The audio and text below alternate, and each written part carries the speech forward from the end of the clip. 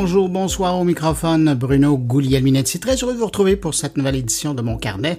C'est l'édition du vendredi 8 septembre 2023. Alors, au menu cette semaine, on parle d'une initiative pour trouver les mots justes en français dans le domaine du jeu vidéo.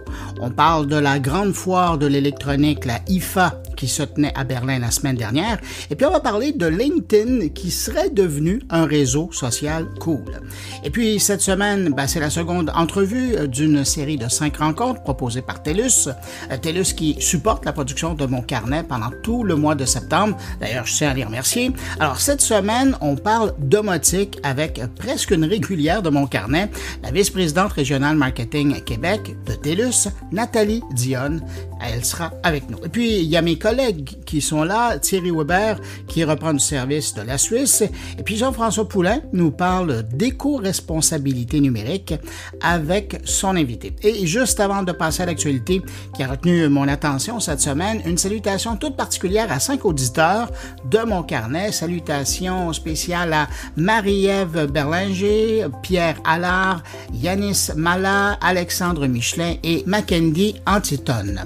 Merci à vous 5 d'être à l'écoute de Mon Carnet. Puis merci à vous que je n'ai pas nommé, mais qui êtes là. Merci de m'accueillir entre vos deux oreilles encore cette semaine. C'est très apprécié. À tous, je vous souhaite une excellente écoute. La tech en continu. Vous connaissez Radio Mon Carnet ? C'est le meilleur du podcast Mon Carnet, diffusé 24 heures sur 24, 7 jours semaine. Avec plus de 1000 entrevues et chroniques proposées par Bruno Guglielminetti, Jean-François Poulain, Thierry Weber et Stéphane Ricoul. Pour écouter Radio Mon Carnet, c'est simple. Allez sur radiomoncarnet.com ou visitez le blog moncarnet.com.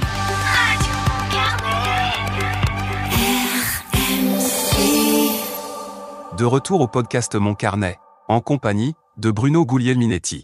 La Fondation Mozilla a publié une étude plutôt alarmante sur la vie privée et les voitures connectées. Et elle a classé 25 constructeurs automobiles populaires dans l'ordre de risque par rapport à la vie privée. Et j'avoue que je pense qu'il n'y a pas grand monde qui voulait être sur ce palmarès-là. Selon l'étude, la grande majorité d'entre eux enfreignent les règles fondamentales de la confidentialité. Nissan, le fabricant de voitures japonais, est étiqueté comme le pire constructeur en matière de respect de la vie privée. L'étude révèle aussi que 84% des marques pourraient partager les données des utilisateurs avec des tiers et 76% pourraient les vendre. Pour souligner le 25e anniversaire de Google, le gouvernement américain commence mardi prochain, le 12 septembre, son procès antitrust contre Google. Il s'agit de déterminer si Google a illégalement abusé de son pouvoir dans la recherche en ligne pour étouffer la concurrence. La justice américaine affirme que Google a payé des entreprises comme Apple pour faire de son moteur de recherche le choix par défaut sur leur appareil. Google, qui détient environ 90% du marché des moteurs de recherche aux États-Unis, se défend en affirmant que les utilisateurs peuvent facilement changer de moteur de recherche. Le verdict pourrait avoir des répercussions évidemment majeures sur l'industrie technologique. La start-up américaine Delphi a levé 2,7 millions de dollars pour son service de clonage numérique basé sur l'intelligence artificielle. Je vous en parle parce que c'est plutôt impressionnant comme service. Le service de Delphi permet, en téléchargeant aussi peu que 4 documents contenant vos communications, de créer un robot conversationnel qui mimera votre personnalité et votre façon de parler. Oui, votre façon de parler aussi, parce que l'intelligence artificielle peut également reproduire votre voix.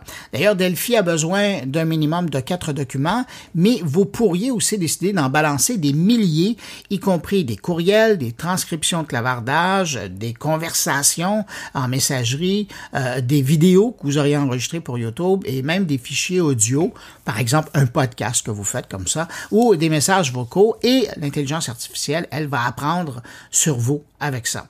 Ce chatbot ou ce robot conversationnel peut être déployé sur un site web ou même connecté, imaginez-vous, à un numéro de téléphone.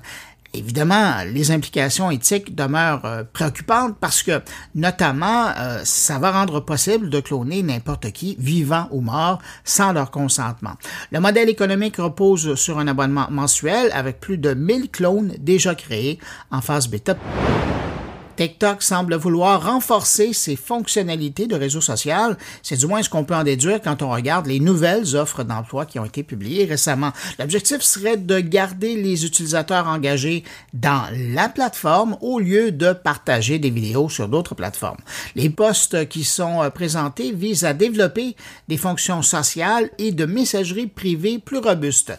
TikTok, initialement axé sur le contenu viral, chercherait maintenant à équilibrer son offre tout en restant principalement une plateforme de divertissement.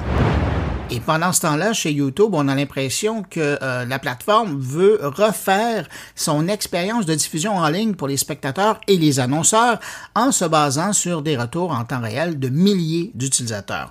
Parmi les nouveautés qui s'en viennent, on parle de formats publicitaires plus interactifs pour les téléviseurs connectés, y compris des annonces non sautables ou non passables de 30 secondes et des expériences de pause. YouTube envisage également de regrouper les publicités pour minimiser les interruptions. Ça commence à ressembler à de la télé traditionnelle. Ces changements visent à adapter l'expérience de la plateforme qui voit une augmentation de son temps de visionnement sur grand écran. En marge de ce qui se passe au Canada avec les négociations entourant la loi 18, Meta vient d'annoncer la suppression de l'onglet News sur Facebook en France, au Royaume-Uni et en Allemagne, et ça va être effectif à partir de la fin 2023. Cette décision s'aligne sur le désir de l'entreprise de se concentrer sur les contenus plus populaires comme la vidéo. Selon Meta, les actualités ne constituent que moins de 3% du contenu consulté par les utilisateurs sur Facebook. Dans ces 3 pays, pour le moment, les médias pourront toujours publier des liens vers leurs articles, mais aucun nouvel accord commercial pour Facebook News ne sera conclu. Comme je le disais en ouverture de mon carnet, seconde entrevue cette semaine avec les gens de TELUS et on parle de domotique, de maisons connectées. TELUS a investi le domaine depuis un moment maintenant et propose plusieurs services aux particuliers. Pour parler de ses offres, on rejoint à l'instant Nathalie Dionne, la vice-présidente régionale marketing Québec de TELUS. Bonjour Nathalie Dionne. Bonjour Bruno, ça va bien? Ça va très bien. Merci d'avoir accepté mon invitation de venir parler un peu de vos produits chez TELUS. Aujourd'hui, j'aimerais ça qu'on parle d'une offre qui s'appelle, je pense que c'est comme ça que vous l'appelez, de maison connectée. Puis la première question que j'ai pour vous, c'est qu'est-ce qui a motivé un jour TELUS à élargir sa gamme de services pour offrir le service de sécurité et de domotique maison connectée? Je vous dirais à la base que nos investissements massifs dans nos réseaux pure fibre et 5G année après année font en sorte qu'on a vraiment établi des fondations solides pour faire évoluer notre gamme de services qui est offerte à nos clients et ce, au-delà des services traditionnels. Donc, comme vous avez pu le constater, au cours des dernières années, on est passé d'une entreprise de télécommunications régionale à vraiment une entreprise technologie mondiale avec des divisions et services en santé, en agriculture, en sécurité, en technologie de l'environnement. Et notre mission, c'est vraiment de constamment faire évoluer les produits et services pour nos clients. Donc, notre mission, c'est guidé par l'évolution des tendances et des besoins de nos communautés. Donc, dans le cas précis de la maison connectée, on avait remarqué une tendance de marché qui était vraiment axée sur l'ajout d'appareils de domotique. Donc, par exemple, des prises intelligentes, des caméras vidéo, pour permettre davantage de confort à la maison. Et la tendance se maintient avec une forte croissance de la demande pour les appareils intelligents, de contrôle, de connectivité et de gestion de l'énergie et du confort qui est anticipée dans les prochaines années. Cette croissance-là, c'est vraiment exponentielle. C'est évidemment une opportunité incroyable pour nous.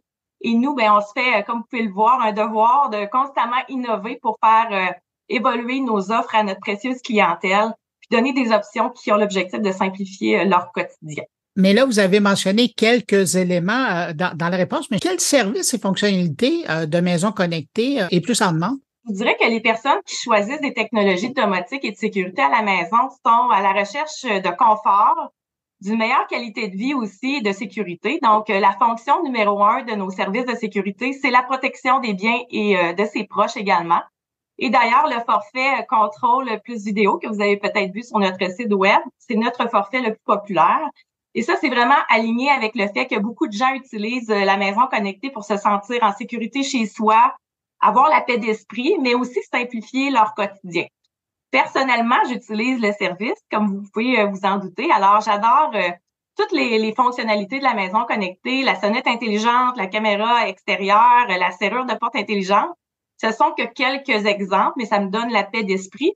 Et je vous dirais également que la domotique aussi est un élément qui vraiment me procure un confort à la maison. Le fait d'avoir plusieurs fonctionnalités rassemblées dans une même application mobile, ça ajoute un volet de simplicité qui est très apprécié également par nos clients. Je vous dirais que les gens ajoutent beaucoup de domotique pour améliorer leur confort à la maison. Par exemple, pour contrôler, entre autres, facilement la température, l'éclairage. C'est pourquoi le Amazon Echo Show, c'est très populaire pour contrôler la maison intelligente, pour également contrôler les prises intelligentes, l'éclairage, etc. Donc, on peut vraiment fixer un horaire pour un éclairage qui est contrôlé, qui augmente ou baisse à certains moments de la journée pour créer une ambiance parfaite à la maison. Alors, comme vous pouvez le voir, il y a vraiment des forfaits pour tous les types de besoins. Puis c'est pour ça aussi qu'on a développé sur notre site web un questionnaire qui permet vraiment aux clients de pouvoir identifier quel est le meilleur forfait qui est adapté à leurs besoins de leur maisonnée. Quand on parle d'une maison connectée, là, est-ce qu'on se retrouve avec seulement genre une personne qui est en charge de toute la maison, ou est-ce que c'est un genre sur son téléphone, ou est-ce que ça accompagne vraiment toute la famille et tous les membres de la famille peuvent arriver à personnaliser leur expérience? Absolument. Je vais vous donner un exemple concret. C'est très, très facile à utiliser à la maison. On est 5, donc mon mari et mes 3 enfants. Et on l'utilise chacun à notre façon. Donc, évidemment, chaque maisonnée est différente. Dans mon cas, j'ai des enfants, mais on a plusieurs cas de figure qu'on voit à travers les habitudes de consommation au Québec. Mais c'est vraiment là l'importance d'aller choisir un forfait qui est adapté à ses besoins. Donc, par exemple, si vous avez des jeunes enfants, les détecteurs d'ouverture de porte qui vous envoient une alerte pour avertir si l'accès à l'armoire de médicaments ou encore des produits ménagers est compromis, ben ça peut être très, très utile et très rassurant. Dans mon cas, ben mes enfants sont un petit peu plus vieux, j'ai des adolescents, alors j'utilise la maison connectée pour voir, entre autres, à quel moment ils arrivent à la maison après l'école, après leurs entraînements. Puis, ils peuvent également utiliser le code familial là, pour se connecter via leur téléphone intelligent. Mais je peux aussi barrer la porte à distance. Parfois, ils ont des petits oublis de leur côté. Ouais. Donc, ça peut être très, très utile. Autre élément également, donc moi, j'ai des chiens à la maison. Ça me rassure de pouvoir également garder un œil sur eux quand je suis à l'extérieur de la maison. Donc, ça aussi, c'est une fonctionnalité qui est très, très appréciée par nos clients. Je vous dirais qu'un autre élément aussi, puis ça aussi, c'est très, très simple, c'est qu'on peut configurer des alertes en cas de changement inhabituel, des dégâts d'eau, des incendies, par exemple, entrée par effraction, ouverture de porte ou de fenêtre. Donc, si vous êtes à l'extérieur de la ville, c'est très, très rassurant. Dans mon cas, je suis souvent en déplacement, donc ça aussi, ça me rassure de ce côté-là. Puis une de mes fonctions préférées, outre toutes celles que j'ai mentionnées, ben c'est l'automatisation de lumière, d'électroménager, de chauffage. Donc, je peux configurer ça simplement sur mon application pour pouvoir contrôler à distance. Évidemment, la surveillance en tout temps, ça procure une tranquillité d'esprit qui est inégalée, inestimable. Donc, c'est très, très, très, très important. Puis sinon, ben, je pourrais vous dire que on peut vraiment personnaliser les notifications qu'on reçoit, donc tout dépendant de ce qu'on préfère. Par exemple, on voit que la caméra détecte quelqu'un qui marche dans votre entrée. Vous pouvez recevoir vraiment des notifications à ce niveau-là. Même chose pour la cour arrière. Donc, vraiment très, très simple, mais très efficace aussi et personnalisé aux besoins de chacun. Mais vous me rassurez, ça veut dire que vos enfants, quand ils reviennent de l'entraînement ou de l'école, ils peuvent quand même allumer les lumières, c'est pas vous qui les contrôlez. Effectivement, c'est très, très simple en plus. Bon, évidemment, je présume que vous faites des recherches auprès des gens qui utilisent les services de maisons connectées. Qu'est-ce qui en ressort? C'est quoi les tendances particulières des dernières années? On a justement mené un sondage à ce sujet-là parce qu'on est constamment en communication avec notre clientèle pour bien comprendre quelles sont les tendances, quels sont leurs besoins. Donc, il y a quelques mois, ce qu'on a eu comme information à ce niveau-là, c'est quelles sont les principales raisons pour l'utilisation de la maison connectée. Principale raison, se protéger ses proches, ça fait partie des éléments là qui sont ressortis à 58% des cas. Mais on a également des répondants qui ont émis aussi la volonté ou le désir d'avoir des alertes en temps réel. Donc ça, c'est vraiment une fonctionnalité qui est très, très prisée en déplacement ou autre. Donc, très important. Et la troisième raison aussi, c'est vraiment de surveiller sa maison pendant ses vacances ou pendant ses déplacements. Donc, je vous parlais tout à l'heure que j'étais souvent à l'extérieur. Il y a des gens également qui ont des résidences secondaires, qui sont souvent d'une résidence à l'autre. Donc, parfois, ces gens-là optent pour 2 services de maison connectée pour pouvoir surveiller les résidences à distance. Même chose pour les gens qui fuient l'hiver du Québec, s'en aller à l'extérieur. Donc, eux aussi optent pour ce forfait-là qui leur permet d'avoir une tranquillité d'esprit et également de pouvoir surveiller leur résidence pendant qu'ils sont au chaud. Donc, vraiment, on voit que ce sont tous des raisons qui sont vraiment variées, encore une fois, adaptées. C'est sûr qu'également, surveiller les allées et venues, c'est un élément, mais aussi tout le confort qu'amène la domotique, ce sont des éléments qui sont également ressortis. Sinon, on a également mené d'autres études qui nous ont permis de voir quels sont les déclencheurs pour pouvoir utiliser le service de maison connectée et s'abonner. On a évidemment le fait d'emménager dans une nouvelle propriété, le fait aussi d'avoir voyagé ou de planifier des déplacements, d'avoir une résidence secondaire. Donc, j'en ai nommé quelques-unes là, précédemment, mais ce sont vraiment des déclencheurs qui font en sorte que les gens optent pour ce service-là, en plus de pouvoir se simplifier le quotidien avec toutes les fonctionnalités de domotique qu'on a là, de disponibles dans nos forfaits. Tout à l'heure, quand vous parliez de TELUS, vous parliez d'une entreprise régionale, mais TELUS, aujourd'hui, c'est la grandeur du pays, là, on s'entend. Est-ce que les utilisations en matière de sécurité et de domotique de votre service, la Maison Connectée, parce que c'est offert à travers le pays, est-ce que c'est utilisé de la même façon par les clients québécois que vos clients ailleurs à travers le pays? Je pense en Colombie-Britannique ou en Alberta ou en Ontario. Une excellente question. Je vous dirais même que quand on regarde le portrait au sein du Québec, les besoins sont différents même au sein de la province. Donc, certains se retournent vers nous pour la paix d'esprit, avoir vraiment une sécurité 24/7, d'autres simplicité de l'application de la maison connectée, d'autres pour pouvoir vraiment gérer leur résidence à distance. Donc, on voit que c'est vraiment différent même au sein de la province. Je vais vous donner un exemple concret. On a également fait une adaptation de notre offre de service vraiment pour le climat canadien. Donc, on a introduit une nouvelle caméra sonnette qui est adaptée à nos conditions climatiques. Donc, la caméra peut aller jusqu'à -50. Donc, je vous dirais que ça aussi, c'est des éléments qu'on constamment regarde pour pouvoir faire évoluer notre offre pour l'adapter au climat canadien, aux besoins des gens à l'échelle canadienne, mais aussi au profil des clients ici dans la province de Québec.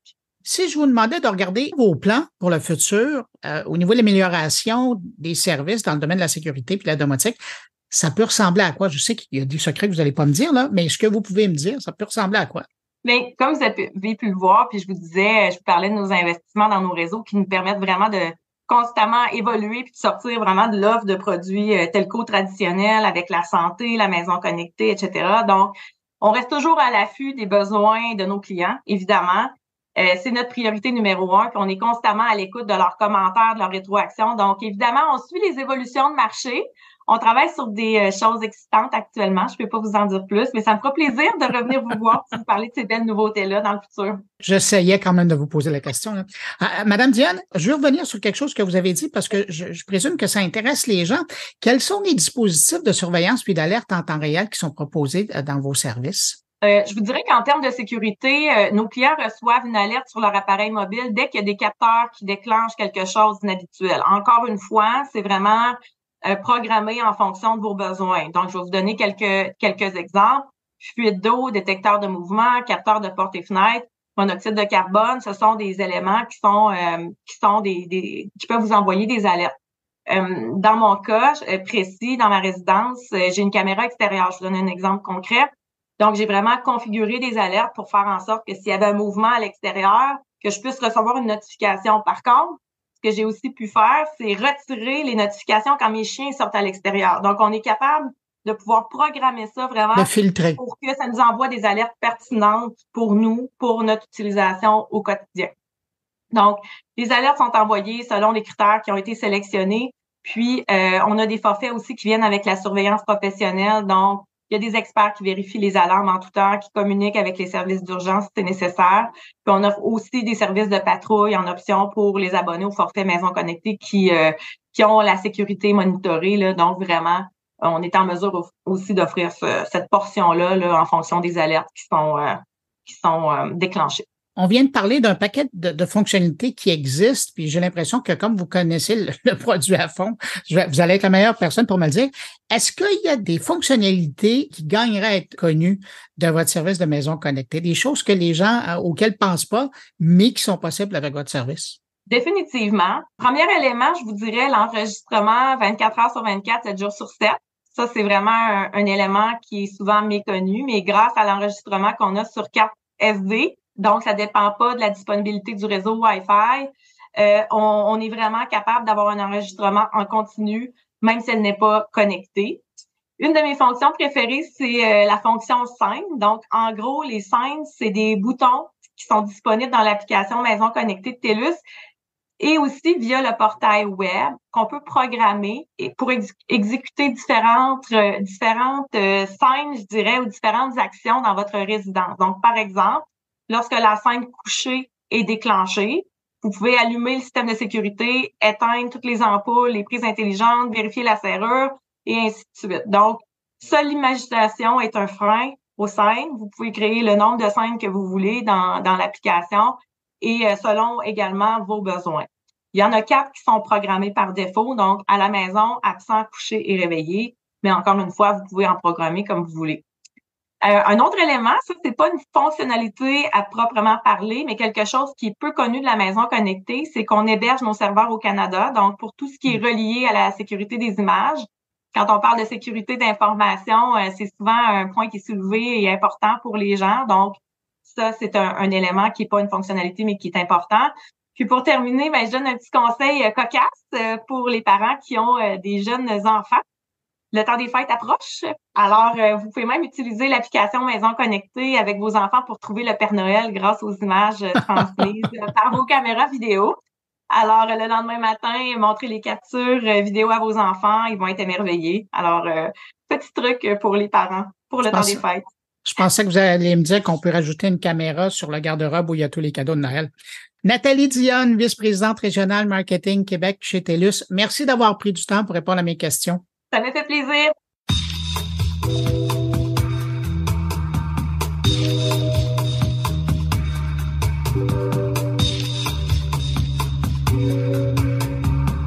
Je voulais absolument souligner une initiative que je trouve fort louable dans le domaine de la langue française et du jeu vidéo. Il y a le cofondateur du studio de jeux vidéo Affordance qui vient de lancer le lexique ludique. On parle ici d'un outil pour aider à la francisation terminologique dans le jeu vidéo. Le lexique ludique, pas évident à prononcer, propose désormais aux membres de l'industrie québécoise du jeu vidéo des alternatives aux anglicismes comme e-sport, gamer et split screen. Pour en savoir plus sur ce lexique, on rejoint l'initiateur du projet. Avery, bonjour.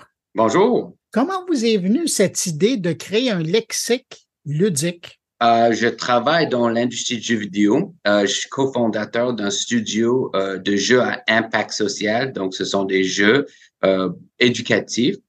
Tu joues un jeu et tu apprends quelque chose.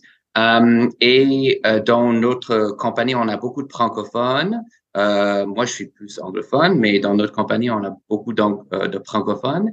Et on a vu qu'il y avait beaucoup d'anglicismes qu'on utilisait tous les jours. Et on s'est dit peut-être qu'on pourrait faire un projet pour promouvoir la terminologie du jeu vidéo en français.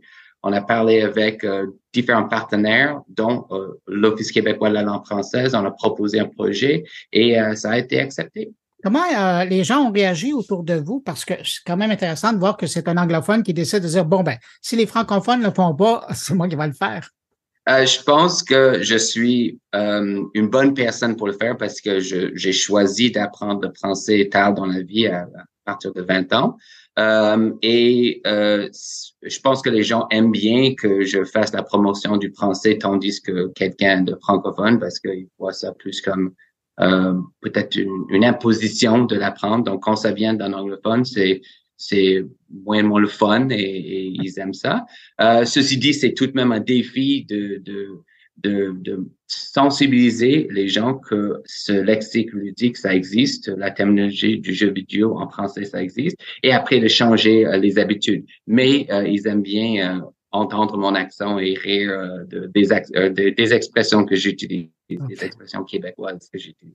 Alors concrètement, lexique ludique, pratico-pratique, là, qu'est-ce que c'est? Comment ça fonctionne? Est-ce que ça fonctionne en solo ou est-ce que c'est embarqué dans quelque chose?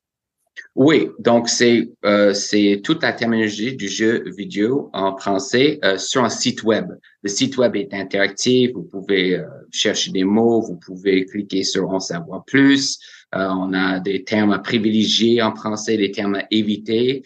Il y a aussi une partie collaborative, donc les gens de l'industrie qui disent « Oh, j'aime pas ce terme-là », ils peuvent soumettre des termes et avec notre terminologue, on peut les réviser et les ajouter. Ou sinon, il y a des places pour mettre des pouces en l'air et les pouces vers le bas pour indiquer qu'un terme est apprécié ou pas. Et avec ça, on peut également aller réviser ces termes-là avec un terminologue.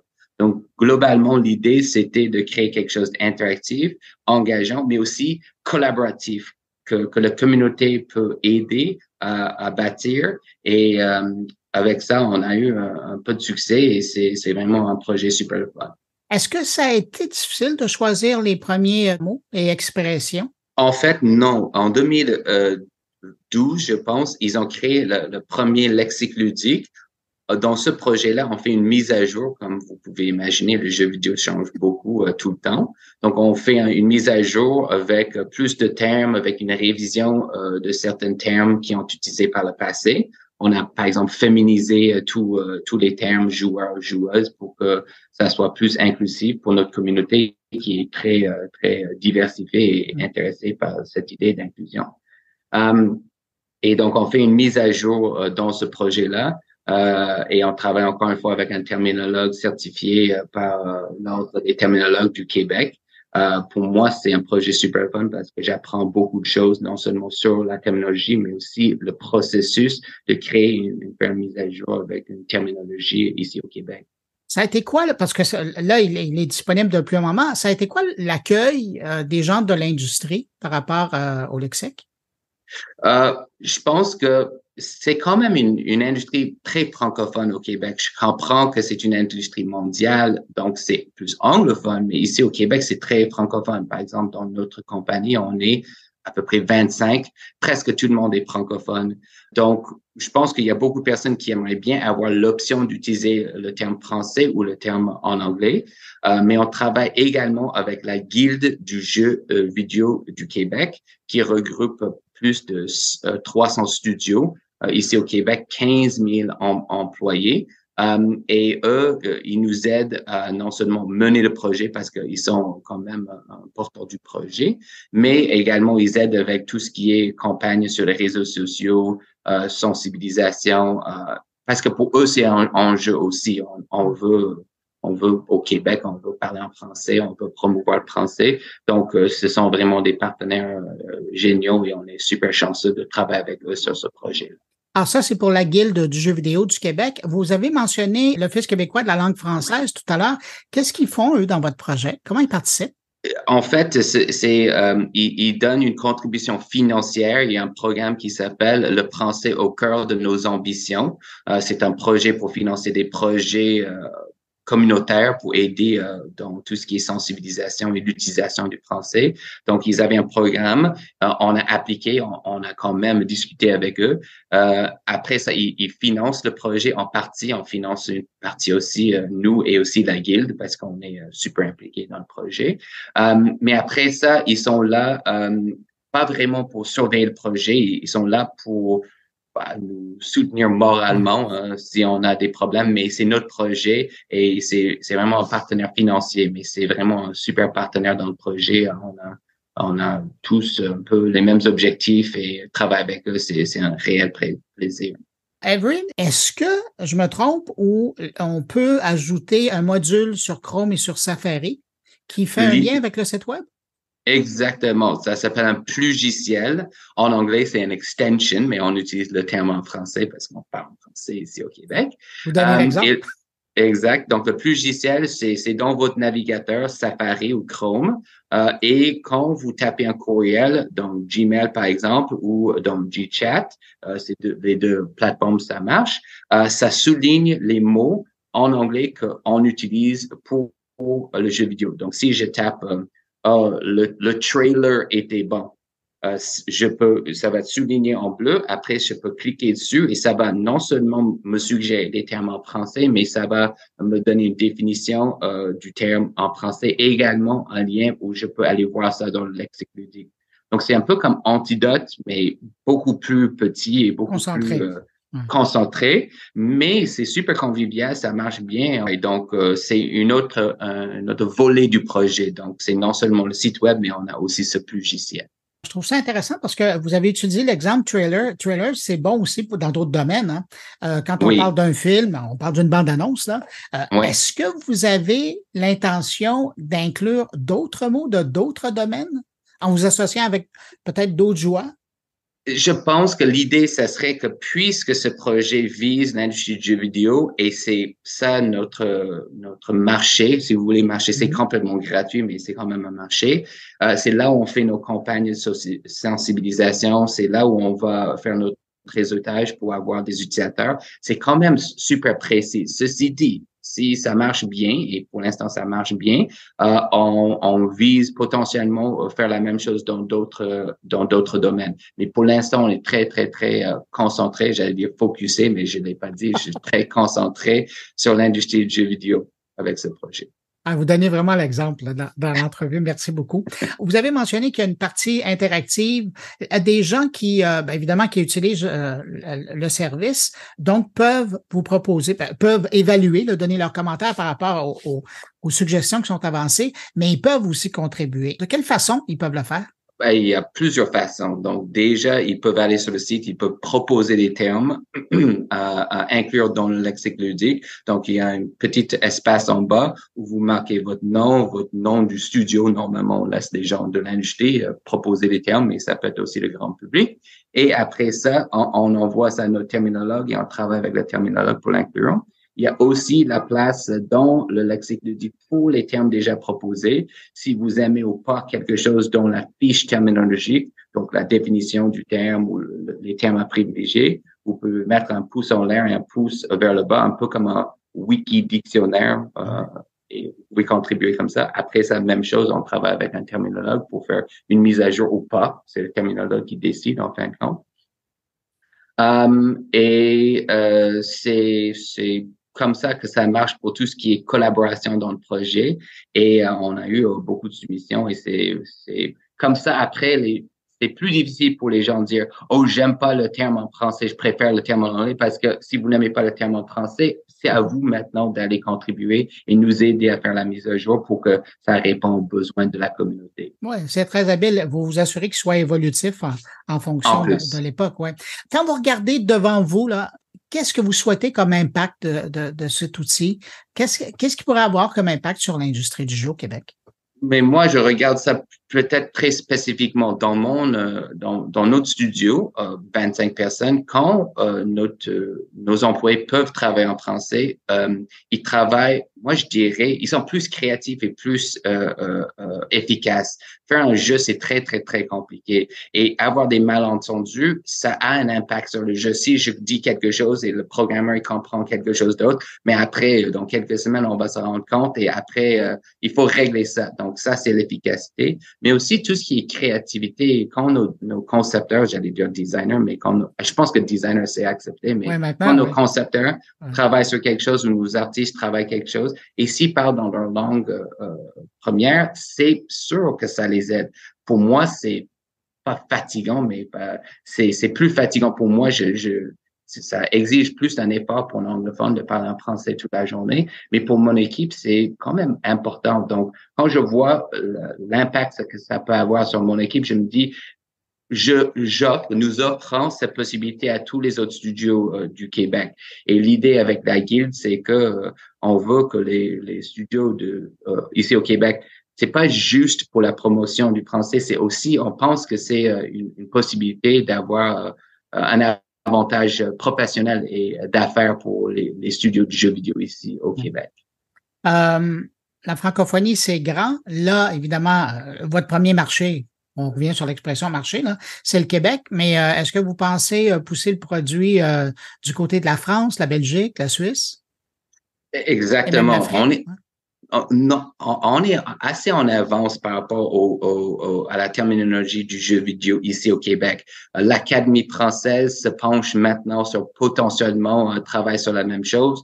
On va les contacter. On a un petit peu les contactés par le passé et on a eu un petit retour, mais pour nous, on est très en avance. Ceci dit, c'est sûr que on veut bien travailler avec les autres membres de la francophonie. Moi, c'est pas juste le Québec qui m'intéresse. Quand je parle français, j'adore tous les accents de toutes les places au monde.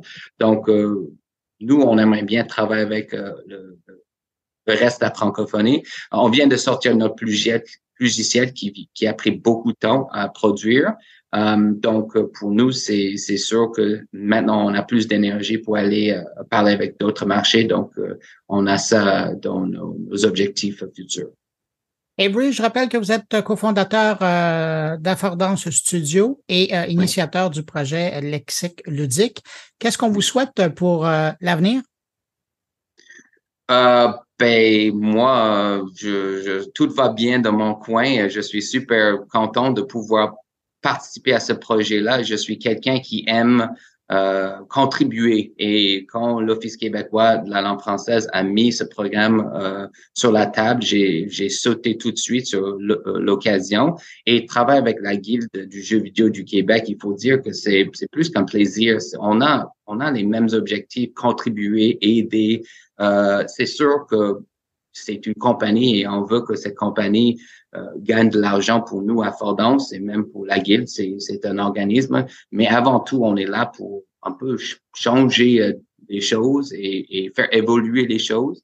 Et le français, pour moi, c'est quand même un objectif comme beaucoup d'autres objectifs que j'ai dans ma vie professionnelle. Donc, je suis juste très chanceux de pouvoir travailler sur ce projet avec les autres partenaires que j'aime beaucoup. En tout cas, merci de faire la promotion de la langue française dans l'industrie. C'est bien apprécié. Merci. Mais merci beaucoup pour cette occasion d'en parler.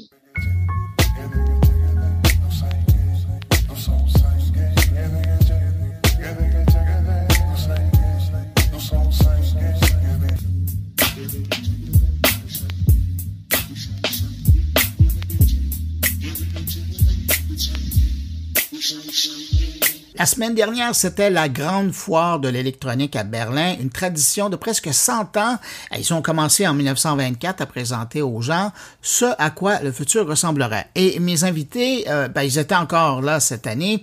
D'ailleurs, la dernière édition de leur podcast, Innovation et Prospective Talk, porte sur le sujet. Et je les ai invités à venir nous rejoindre pour nous parler de cette édition 2023 de l'IFA. Bonjour Mathieu Deboeuf-Rouchon et Lionel Tardy. Bonjour Bruno. Messieurs, je vous lance la question. Est-ce que c'était une bonne édition, cette édition du IFA de Berlin de 2023? En tout cas, me concernant, oui. En même temps, aller à Berlin, c'est toujours un plaisir. Mais c'est un vrai festival. Et je crois qu'en fait, c'est ça qu'il faut retenir de l'IFA. C'est un festival autour de l'innovation avec plein de concepts. Et il faut le considérer comme tel. C'est une diversité de projets qui sont montrés à des niveaux de maturité qui sont quand même assez élevés et pré-industrialisés. Et donc, on voit vraiment qu'on est sur un festival familial et professionnel, parce qu'il y a des deux, même s'il y a des journées plutôt dédiées pro. Globalement, on célèbre l'innovation, un peu comme nous au Vivatech, en France, on célèbre l'innovation avec notre salon, c'est l'IFA de Berlin. Mais c'est pas le salon le plus récent. C'est un oui, papa. C'est vieux. Ouais. Je vous entendais dire que ça date de 1924. Lionel, est-ce que tu as la même perception de l'événement? Je ne dirais pas qu'on célèbre l'innovation, je dirais qu'on célèbre la diffusion ou l'infusion de l'innovation de façon pragmatique. C'est-à-dire que certes, il y a des présentations, et cette année, c'est vrai que les Chinois nous ont fait des présentations qui pouvaient être surprenantes, voire carrément folles, mais on se dit attention, quand ça arrive à l'IFA de Berlin, ces innovations, même si on les retrouve pas complètement dans un post LinkedIn d'aujourd'hui, je disais, c'est le salon du go-to-market. Donc ça veut dire que cette innovation, quand elle arrive à l'IFA de Berlin, elle a été distillée, elle a été infusée comme un bon thé. Et là, à ce moment-là, peut-être que ce festival, et là je suis d'accord avec Mathieu, c'est vraiment la fête, puisqu'on invite des scolaires, les télés sont sur place. C'est un festival grand public, ça n'a rien à voir avec Vivatech, avec des prix d'entrée qui sont dissuasifs pour tout le monde, sauf pour la journée grand public, où plus personne des acteurs présents, professionnels, sont véritablement intéressés par les clients. Mais là, c'est le rôle des Google et Facebook de faire des expériences pour que les gens s'amusent. Et finalement, ils n'ont pas le vrai sens de Vivatech. On parle même pas du CES où ça, c'est évidemment que des professionnels. Là, l'IFA, c'est une fête. Et là, je suis vraiment d'accord avec Mathieu. Lionel, tu mentionnais les Chinois. Est-ce que c'est les grands gagnants de cette édition aussi? Parce que j'ai l'impression, à vous écouter, ils ont éclipsé les Coréens, là. Oui. Enfin, en tout cas, moi, c'est ce que j'ai osé écrire cet après-midi. En quelques lignes, j'ai dit que Honor était à l'honneur. Voilà. C'était Honor aux Chinois, je crois que j'ai dit, puisque je faisais un jeu de mots avec la marque Honor à Chouenouer, qui nous a présenté quand même le plus petit. Et c'est ce qui est quand même ce que tout le monde parle, ce que tes amis de Tech Co, tout le monde ne parle que de ça. Tu vois, là, on avait vu il y a déjà quelques années, et toi, tu les as observés, j'imagine, aussi de l'autre côté de l'Atlantique, ces frigos connectés qui ne servent à rien, etc. Et puis, quand on a commencé à avoir des frigos avec des caméras, on s'est dit, bon, bah, celle-là va avoir un peu froid aux oreilles de rester dans le frigo, mais on commence à avoir peut-être quelque chose qui soit pertinent, mais quand on y ajoute l'IA et le deep learning, eh bien, on se dit qu'on est peut-être dans une trajectoire à l'horizon de quelques années seulement, puisqu'il y a ce pragmatisme de l'intégration, dans la véritable utilisation seamless de l'électronique grand public et de l'électroménager, parce qu'il y a surtout beaucoup d'électroménager aussi, hein, lave-linge, lave-vaisselle, four, etc., etc. Et là, encore une fois, les Chinois, c'est ça qui m'a un peu surpris cette année, c'est que on a découvert le premier téléphone pliant à l'IFA de Berlin sur le stand gigantesque de Samsung, manipulé par une opératrice avec des gants parce que l'objet était vraiment fragile. Mais aujourd'hui, ceux qui font le buzz, bah, ce sont des Chinois. Voilà. Mathieu, tous les deux, vous êtes dans l'analyse. Ça vous dit quoi de voir les Chinois vraiment omniprésents maintenant dans la tech comme ça? Et puis même dans l'automobile, hein, le dernier salon de Paris, j'étais là-bas, puis les gros joueurs, c'était les joueurs chinois. Là, à Berlin, c'est encore les joueurs chinois. Qu'est-ce que ça veut dire? Je pense que fallait pas on savait naturellement que c'était un vrai relais de croissance, hein, avec un bassin commercial absolument gigantesque et une capacité d'adoption et de force de vente aussi, hein, de l'électronique grand public auprès de la Chine qui rayonne sur le monde. Je veux dire, globalement, c'est quelque chose qui est une suite logique à ce qu'on a pu voir les années précédentes. Donc rien d'étonnant sur ça. Et le plus étonnant, c'est s'en étonner. On voit effectivement qu'ils sont présents. Qu'ils épousent quand même les codes souvent européens dans le design, dans l'approche, dans les produits, et que cette culture liée à leur capacité de production, même de copie, hein, aussi souvent, ou de réplicabilité de produits qui marchent très bien, bah, donne effectivement une présence dans la tech qui est absolument incontestable, incontestée, et qui plus est relayée par les médias. Donc rien d'étonnant sous le soleil. Effectivement, après sur le long cours, reste à voir si on passe de la communication et du relais média à la véritable adoption qui, au-delà de la Chine, sera peut-être une adoption à l'échelle du globe. C'est tous ces sujets qu'il faut, capacité de pénétration, est-ce qu'il n'y aura pas de barrière à l'entrée, hein, comme on a pu le voir avec les problématiques d'infrastructure 5G feu 2020, où effectivement les salons de la tech étaient devenus plutôt des salons géopolitiques. Voilà, on est toujours aujourd'hui sur est-ce qu'il y aura des barrières à l'entrée du marché chinois sur les autres marchés. Voilà, la Chine pour la Chine, ça fonctionne, on le voit bien. En tout cas, la Chine fait parler d'elle et elle est présente. Le plus dangereux, ce serait de le nier et de ne pas travailler dans un sens qui serait les meilleurs équilibres que l'on puisse trouver. En tout cas, effectivement, ils sont extrêmement agressifs dans leur capacité de produire et de délivrer sur le marché de nouveaux produits. Lionel, un mot là-dessus? Un mot ne suffirait pas, une journée ne suffirait pas, donc je vais avoir pitié pour présence honorable tes auditeurs, Bruno, franchement. On s'est pas rendu compte, je pense par excès de prétention, que les pays comme l'Inde pouvaient fournir d'excellents ingénieurs, ils sont tous à la tête des entreprises de la tech américaine, que des pays comme la Chine pouvaient avoir des puissances de frappe comme ils ont. Il y a des centaines de constructeurs automobiles chinois. Des centaines. Alors évidemment, nous, on entend parler de Lynk & Co, de BYD, et puis des marques iconiques européennes comme MG et plus globalement Volvo, qui a été racheté il y a 10 ans par Geely. Et ça, on s'en est pas vraiment attaché parce que on s'est dit non, mais de toute façon, on sera toujours meilleur qu'eux. Et puis donc, on peut faire de la transmission de brevets, on peut faire du transfert de technologie. Ils vont construire des avions, etc., etc. Alors pour l'instant, ils sont pas encore dans l'aéronautique, mais en tout cas, enfin très légèrement. Pas au niveau d'Airbus et Boeing, mais ils sont dans les voitures parce qu'en plus, on leur a fait un chemin pavé de roses en disant, bah, maintenant, on va n'autoriser que les voitures électriques en Europe à l'horizon 2035. Donc, on a des constructeurs européens qui se focalisent sur le haut de gamme parce que c'est le seul marché où ils peuvent amener de la valeur ajoutée et prendre de la marge. Et ils sont en train de laisser l'entrée de gamme soit avec des Dacia Sprint, qui est Renault Spring, qui est Spring, printemps, qui est Renault fabriqué en Chine, voire une Tesla Model 3 dont le nouveau modèle a été présenté à l'ouverture de l'IFA pour le salon de Munich automobile, qui est aussi fabriqué en Chine et qui inonde l'Europe. Le Dacia Duster est la voiture la plus vendue en France dans nos régions. Eh bien, demain, les voitures électriques fonctionnelles, elles seront chinoises, c'est certain. Lionel, je reste avec toi parce que parmi toutes tes activités, et il y a peu de gens qui le savent, en tout cas de mes auditeurs, parce qu'on parle toujours de technologie avec toi, mais tu es dans le monde de la pédagogie. Et j'étais curieux parce qu'en écoutant votre podcast cette semaine, tu as fait un clin d'œil, et d'ailleurs, tu l'as mentionné tout à l'heure, le fait que l'événement, votre festival IFA, je vais le prendre comme ça, il est ouvert aux jeunes. Est-ce que pour toi, il y a quelque chose de très futé et intelligent de permettre aux jeunes d'accéder? Ce qui n'est pas le cas au CES, ce qui n'est pas nécessairement le cas à Vivatech parce que c'est une journée puis tous les joueurs intéressants sont partis. Est-ce que les organisateurs de l'IFA ont pas plus de vision que les autres?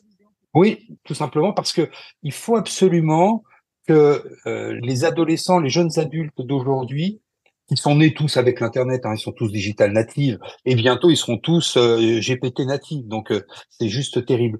Il faut qu'on comprenne que ils sont dans un monde technologique, et comme le dit très bien ton camarade Jérôme Colombin, c'est cette tech qui aidera malgré tout, qu'on le veuille ou non, à faire changer soit les habitudes, soit trouver des solutions qui vont permettre au monde de changer, d'évoluer et probablement d'être plus sobre. Mathieu, c'est Lionel qui l'évoquait, mais beaucoup d'électroménagers, d'ailleurs, toi, tu en parles dans votre podcast, beaucoup d'électroménagers plus verts, plus intelligents. C'est pas banal, ça. C'est une bonne raison de faire changer le parc des électroménagers des gens, à défaut d'avoir des appareils qui sont en train de mal vieillir. Là, on est plus intéressé parce que tout ça est plus branché, plus intelligent. Il y a deux manières de voir la chose. La première, c'est de se dire qu'effectivement, la logique avait entamé LG avec LG ThinQ, normalement, il y a quelque temps, où ils parlaient de leur intelligence artificielle à l'intérieur et intégrée dans l'électroménager, qui aujourd'hui est totalement passée à l'échelle. Alors, cette technologie travaille à l'optimisation des ressources énergétiques, de l'eau, de l'électricité dans les cycles de lavage, par exemple, etc. Ça, c'est la dimension purement technologique. Aujourd'hui, est-ce qu'elle est nécessaire? La réponse est oui. Je vais paraphraser Jérôme Collin encore une fois, pour reprendre ce que disait Lionel. La technologie ne changera pas le monde, mais on ne changera pas le monde sans la technologie. Et on voit bien que ça, c'en est bien. C'est une technologie qui est diffuse, qui n'est pas visible et qui justement apporte une véritable valeur au sens valeur pour l'humanité dans les ressources énergétiques. Le deuxième point qui est intéressant à l'électroménager, c'est justement cette dimension presque low-tech, non visible, qui est l'utilisation des matériaux qui vont permettre à la fois d'avoir une meilleure dégradabilité, une meilleure recyclabilité et puis une meilleure réparabilité. Donc en fait, on joue à la fois sur la partie technologique pure, la façon dont la technologie va optimiser l'usage tout en préservant le confort, et puis de l'autre côté, toute la dimension de la matière qui va servir et que l'on va percevoir recyclable, durable finalement, by design, à la racine même de la conception du produit. Ça change beaucoup de choses. Legrand, notamment, avait travaillé dessus. Schneider a travaillé dessus. On voit bien que les dispositifs présentés par LG vont également dans ce sens. Tout le monde se pose cette question au-delà de la tech, de la matière. Et ça, c'est quelque chose qui est très fort. Après, la caméra à l'intérieur du four, personnellement, je sais encore cuire des légumes, et globalement, c'est vrai que la France ne sera peut-être pas le meilleur marché pour adopter ce type de produit, mais on voit une tarte aux pommes, on sait très bien quand est-ce qu'elle est cuite, et puis nous, on l'aime bien un peu compotée, donc tu vois, avec du beurre fondu dedans. Donc par défaut, je suis pas forcément enclin. Par contre, la computer vision qui permettrait de tracer par une caméra hyperspectrale, j'en sais rien, à l'intérieur des produits pour voir la dégradabilité du yaourt, le fait qu'ils soient encore bons ou pas, ouais, là, il y aura effectivement des usages qui vont se développer.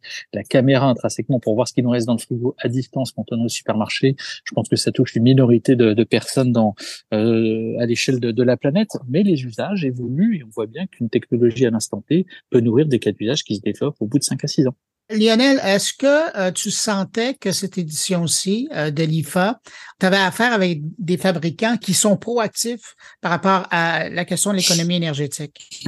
En fait, c'est quelque chose que l'on a détecté l'année dernière dans la façon dont les économies d'énergie, dont les matériaux recyclés, dont la réparabilité avaient été mises en avant. Et on se disait avec Mathieu que c'était enfin quelque chose qui allait pouvoir probablement intégrer le process industriel. Après, est-ce que, en plus de tout ce qui est recyclable, économie d'énergie, nous en France, je ne sais pas ce que vous avez au Canada en termes d'outils pour analyser votre consommation électrique, mais en France, depuis quelques années, le réseau de transport électrique RTE a mis chez les particuliers un compteur électrique qui s'appelle le Linky et qui est en fait un compteur connecté qui permet aux fournisseurs d'énergie de pouvoir analyser votre consommation énergétique. Et tous les Français qui ont leur abonnement sur on va dire l'énergéticien national, qui est EDF, eh bien, ils peuvent voir leur consommation répartie en fonction des types d'appareils, l'éclairage, l'informatique, la cuisson avec les fours, etc., ou le lavage avec le lave-vaisselle, le lave-linge. Et je peux vous dire que quand les factures d'énergie qui sont en progression et qui normalement devraient continuer à progresser, faut pas se faire d'illusions, même si certains Français disent non, mais il y a qu'à faut qu'on mette des éoliennes, etc., ou reconstruire des centrales nucléaires. Globalement, je pense que ça va continuer à augmenter. Donc forcément, ça aura un impact sur les prix, mais ça aura un impact aussi sur le quotidien des gens. Et quand un fabricant sur un produit dont le cycle de vie est relativement long, vous changez votre smartphone aujourd'hui à peu près tous les 20, 22 mois, 24 mois, vous ne changez pas votre réfrigérateur ou votre lave-linge tous les 20, 22 mois. Donc ces produits-là sont des produits où on a une certaine réflexion et quand on commence à observer avec l'augmentation des prix énergétiques et notamment ce qui est le plus simple, c'est l'électricité parce qu'évidemment, l'essence dans votre voiture, ça fait longtemps que les Européens ont opté pour des voitures qui, entre guillemets, consommaient beaucoup moins que celles qui sont sur les routes américaines et nord-américaines.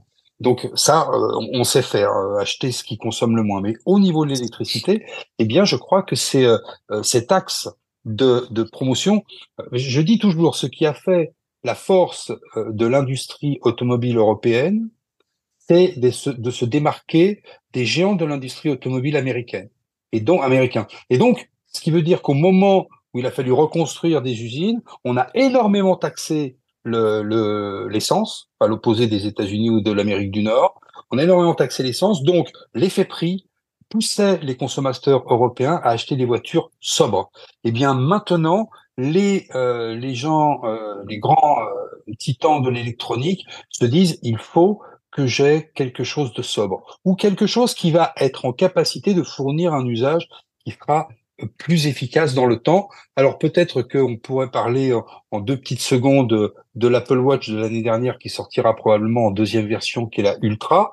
Eh bien la Ultra, voilà, c'est enfin une Apple Watch que l'on peut recharger que tous les 2 jours. Lionel, ton évocation de l'Apple Watch et de sa batterie m'amène à la dernière question. Vous en parlez, moi je veux simplement l'évoquer avec vous, mais c'est l'importance que vous avez remarqué de la batterie et de l'autonomie pour les gens dans un contexte où, et ça c'est vrai, peu importe où on habite sur la planète, cette année, les pannes d'électricité, le délestage organisé, on n'a jamais, et c'est intéressant, hein, on n'a jamais porté autant d'intérêt envers les batteries. Et lors de l'IFA à Berlin, vous l'avez ressenti, ça, vous l'avez vu. Il y en avait beaucoup, la batterie. La batterie, il y en avait partout, en fait. Autant pour le mobile et recharger, mais surtout, ce qui est intéressant, c'est les camping-cars, l'équipage de la maison, etc. Moi, qui ai passé quelques semaines en congé dans un pays où les délestages étaient de 2 à 6 heures par jour, selon les régions de ce pays. Chaque maison qui le pouvait, était équipée de batteries qui permettaient de prendre le relais, à minima sur l'internet, le petit éclairage et délester le gros électroménager. Donc on voit que ce sont des sujets de préoccupation majeurs au regard peut-être d'un délestage peut-être permanent à terme et régulier pour optimiser la consommation ou la production et s'assurer d'avoir un minimum pour maintenir l'équipement de base à domicile. Donc oui, c'était présent. Alors après, est-ce que le solaire peut véritablement recharger une batterie? En fait, c'est assez, voilà, je pense que c'est des petites pastilles ou des patchs comme des pansements. Il faut quand même penser les équipements au long cours. Mais oui, il y avait de la batterie de camping-car, de maison. La batterie était quand même bien présente. Il n'y avait pas que du robot aspirateur qui tournait sur lui-même comme Star Trek. Il y avait aussi effectivement pas mal de batteries qui tournaient. Parce que si tu veux du robot, c'est le salon, c'est le top. Lionel, la batterie était présente aussi pour toi? Oui, très présente. On avait fait déjà cette remarque l'année dernière. C'est à croire que les Allemands avaient anticipé qu'ils allaient avoir du délestage massif parce que le gaz qui arrivait par Nord Stream 2 n'allait pas arriver de façon extrêmement fluide. Parce que c'est vrai que on n'avait pas observé ça dans les autres salons, mais alors chez eux, ça avait pris une dimension extraordinaire. Tout le monde déclinait des unités de stockage d'électricité. Et puis sinon, on a vu des choses intéressantes puisque finalement, on a vu des appareils qui se dédouanent de plus en plus, comme les Powerful d'Urbanista, de la marque qui vous fait des casques, des enceintes et puis des écouteurs qui se dédouanent de la recharge, puisque finalement, le capteur photovoltaïque prend le relais et est largement suffisant grâce à la lumière du jour ou de la lumière artificielle pour recharger le dispositif par rapport à sa sobriété énergétique. Donc, d'un côté, on a peur des délestages parce qu'on se rend compte que produire de l'énergie moyennement pilotable, je pourrais vous en dire des kilomètres, encore une fois, sur nos camarades d'outre-Rhin allemands qui ont, à l'aide de centaines de milliards d'euros, installé énormément de dispositifs pour un peu plus de 120 gigawatts de puissance installée de dispositifs éoliens et solaires, et qui ont encore besoin de revenir au gaz. Donc, ils ont dépensé énormément d'argent, et je pense que ce pays, même si il s'oriente vers la verditude absolue, eh bien, se dit, mais de toute façon, par rapport à notre philosophie, on n'a pas la capacité de piloter au niveau national de façon extrêmement fine notre production énergétique, notamment l'électricité, puisque tout est devenu électrique. Vous n'avez plus d'essence, vous pouvez encore marcher à pied. Vous n'avez plus d'électricité, vous n'êtes plus connecté à Internet. Et plus connecté à Internet, pour une entreprise, c'est la clé sous la porte. Bon, bah à partir de là, on s'équipe avec des batteries, avec pour mettre dans le camping-car et partir en week-end avec les amis, mais aussi dans la maison pour suppléer à l'énergéticien national qui pourrait décider de délester tout ou partiellement, comme l'a vécu pendant ses vacances, Mathieu. Bon, ben c'est sur cette image qu'on on va terminer.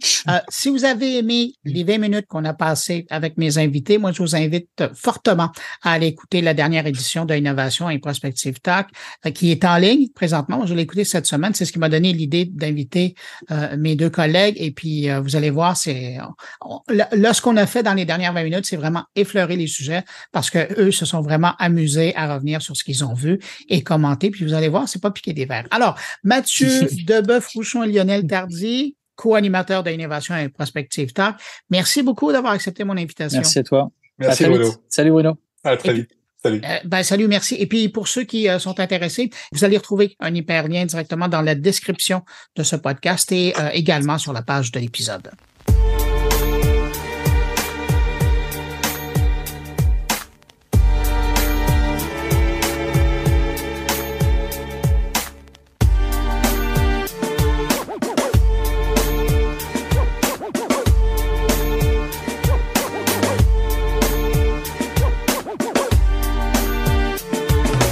Cette semaine, la journaliste Marie-Julie Gagnon a publié sur LinkedIn une réflexion sur son utilisation et sa perception du réseau LinkedIn à la suite de la publication d'un article dans la presse intitulé « L'année où LinkedIn est devenu cool ».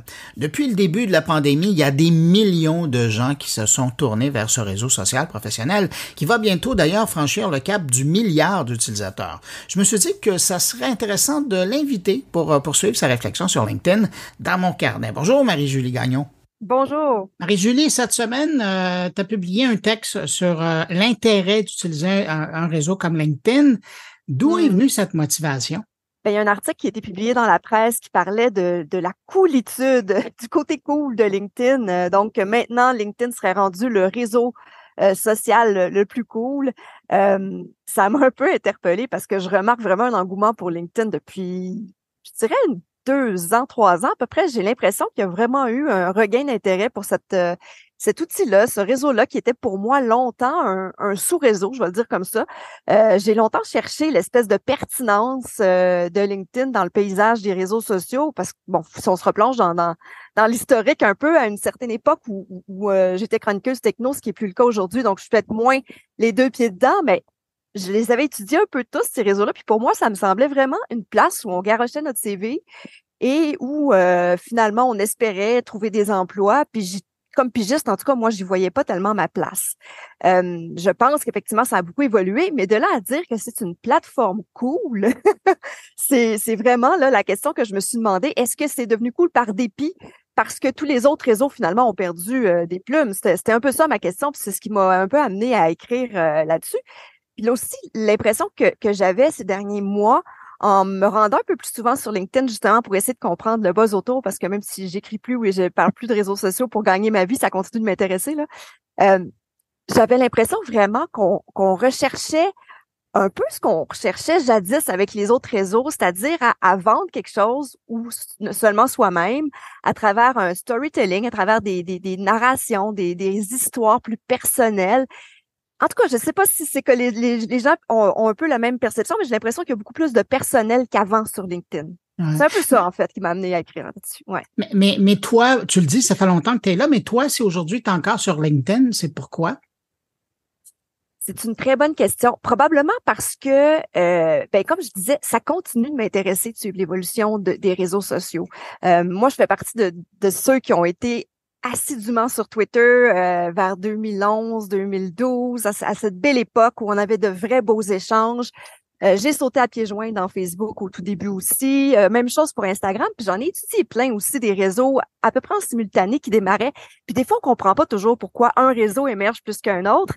Mais de voir que LinkedIn dure et semble gagner des adeptes qui en avaient même pas entendu parler il y a 15 ans, 20 ans, quand dans les débuts où on se créait des comptes sans trop savoir où ça mènerait, je trouve ça vraiment intéressant parce que leur perception est vraiment différente aussi de ceux qui l'ont vu bouger. Tu sais, je veux dire, moi, c'était un réseau qui me semblait vraiment chercher longtemps, là. Mais encore une fois, c'est ma perception, hein. Je ne détiens pas la vérité absolue, absolument pas. Et de voir ces nouveaux adeptes-là, comment ils l'utilisent. Et souvent, c'est des gens qui sont pas non plus sur les autres réseaux. Et c'est ça que je trouve intéressant. Qu'est-ce que eux, ils y trouvent que moi, je vois peut-être pas. C'était un peu pour ça que cette semaine, j'ai senti le besoin de poser la question là, sur LinkedIn, où j'écris quand même assez rarement, faut le dire. Mais c'est Ouais. peut-être pour ça que ça a attiré l'attention, justement. Tu faisais référence à cet article de la presse où Ouais. on évoque le fait que c'est peut-être devenu cool par dépit, mais quand on Ouais. regarde la courbe d'adoption, on voit qu'il y a eu un énorme tsunami dans les 3 dernières années. Parallèlement, il y a eu la pandémie. As-tu l'impression que le manque de réseautage dans le vrai monde a fait que les gens se sont tournés par dépit vers LinkedIn? J'ai du mal à répondre à ça parce que pour ma part, en tout cas, moi, je me tournais beaucoup plus vers des plateformes comme j'oublie même le nom tellement je l'utilise plus, là. Clubhouse. Clubhouse, merci. Mon Dieu, ça prouve à quel point ça fait longtemps que je n'y suis pas allée. J'avais beaucoup plus besoin de cette proximité humaine-là que de réseauter professionnellement, personnellement pendant la pandémie. Donc, peut-être que pour certains qui se questionnaient sur leur parcours professionnel, et souvent, encore une fois, je pense que LinkedIn répond à des besoins de gens qui sont pas des pigistes comme moi, qui sont plutôt à l'affût d'un emploi, qui ont besoin peut-être plus de ce... Je sais pas comment, peut-être les avis qui sont partagés sur LinkedIn rejoignent plus les employés classiques, je dirais. Quoique ça tente probablement à changer aussi. Peut-être aussi que c'est pour ça que j'y vais plus, parce que j'ai l'impression qu'ils sont un petit peu plus présents, les pigistes et autres non salariés. Mais peut-être qu'effectivement, pendant la pandémie, les gens ont senti le besoin de réfléchir à leur carrière et à ce qu'ils voulaient, et LinkedIn est apparu comme une piste intéressante. En même temps, je pense que c'est ça, Clubhouse, je sais pas où ils en sont aujourd'hui, mais moi, personnellement... Ça existe toujours. Ça existe toujours, mais est-ce que c'est toujours aussi couru? Moi, en tout cas, je ressens plus le besoin d'y aller puisque j'ai des rapports à nouveau humains dans la vraie vie. Mais encore une fois, je pense que, les réseaux sociaux, on y trouve ce qu'on y cherche. C'est toujours ça, en fait. Tu rappelles le fait que toi, tu es pigiste. Qu'est-ce que tu y trouves comme pigiste sur LinkedIn? Qu'est-ce qui fait que tu y reviens là, de plus en plus? Ouais. Ben, ce que je trouve intéressant, justement, dans les nouveaux adeptes, il y a beaucoup... en fait, je pense que maintenant, pas mal tout le monde y est. C'est devenu un peu un incontournable, ce qui n'était pas le cas avant. Donc, des gens qui, encore une fois, n'étaient pas forcément sur les autres réseaux, y sont. Et moi, comme pigiste, ça me donne parfois accès à des experts que je cherche, avec qui je cherche à entrer en contact. Et je les trouve là quand je les trouve pas ailleurs, en fait. Comme journaliste, j'ai souvent interviewé justement des gens dans différentes sphères d'expertise pour confirmer des choses, parce que j'ai besoin de témoignages ou d'avis plus éclairés sur différents sujets. Et là, ça peut être utile pour une pigiste comme moi. C'est là où je trouve vraiment l'intérêt. Puis l'autre chose intéressante, à l'inverse, les gens qui sont, par exemple, dans les offices de tourisme ou dans le milieu du tourisme, que ce soit au Québec ou à l'étranger, j'ai beaucoup dans mon réseau, il y a énormément de Français, d'Européens aussi. Ça, c'est intéressant aussi parce que ça élargit les horizons. Alors moi, c'est ce que j'y trouve en date d'aujourd'hui, là, je dirais. Ouais. C'est devenu ton bottin de contact. Ben, un peu plus qu'avant, je dirais. Ouais. Alors qu'avant, c'était un peu bof. On va l'entretenir pour voir où ça va aller. Maintenant, oui, je comprends un peu plus l'intérêt, mais j'essaie de comprendre aussi comment et pourquoi les gens l'utilisent parce que oui, j'ai beaucoup de spam et de messages de vendeurs de tapis, de tout ce qu'on peut imaginer de choses pseudo-magiques, là. Ça, c'est un peu, c'est le côté agaçant un peu de ce qui gagne en popularité. Ça vient avec ses défauts aussi. Bon, ben, justement, parlons-en parce que dans ton billet, tu mentionnes que, à l'époque, au début, tu acceptais vraiment les demandes d'ajout de n'importe qui. Ça semble plus maintenant être le cas. Pourquoi? Ben, au début, honnêtement, c'était plus pour le tester qu'autre chose. Puis comme je voyais pas l'utilité, ben je comprenais pas en quoi ça pouvait être grave d'avoir des gens que je connaissais pas dans mon réseau puisque je l'utilisais pas tellement. Peut-être un peu, c'est l'erreur que d'autres ont fait sur d'autres plateformes aussi. Puis c'est pour ça que Facebook est devenu tellement le bordel pour plein de gens. Ce que je faisais pas sur Facebook. Sur Facebook, j'ai eu beaucoup plus dès le départ de restrictions dans mes acceptations de demandes. On va le dire comme ça. Mais sur LinkedIn, c'était professionnel. Je me disais, tout peut être une opportunité professionnelle. On sait jamais. Des fois, j'aurais peut-être besoin de parler à telle personne. Je me dis toujours, bon, c'est professionnel. Mais maintenant, j'essaie de cibler plus parce que oui, il y a énormément de spam. Il y a des gens qui essaient de nous vendre toutes sortes de formations, toutes sortes de choses et même le bonheur aussi. Donc, on trouve vraiment de tout. Puis ça, j'en parlais avec d'autres personnes aussi qui m'ont dit que aussi ça les agace profondément parce que c'est devenu plus courant de recevoir ce genre de message-là. Puis c'est en message direct. Puis même, il y a aussi des espèces d'annonces sponsorisées que je reçois en messagerie directe. Ça m'énerve. J'ai l'impression qu'il y en a vraiment de plus en plus aussi. Puis bon, à un moment donné, moi, je les fuis, ces endroits-là où on a que de la pub.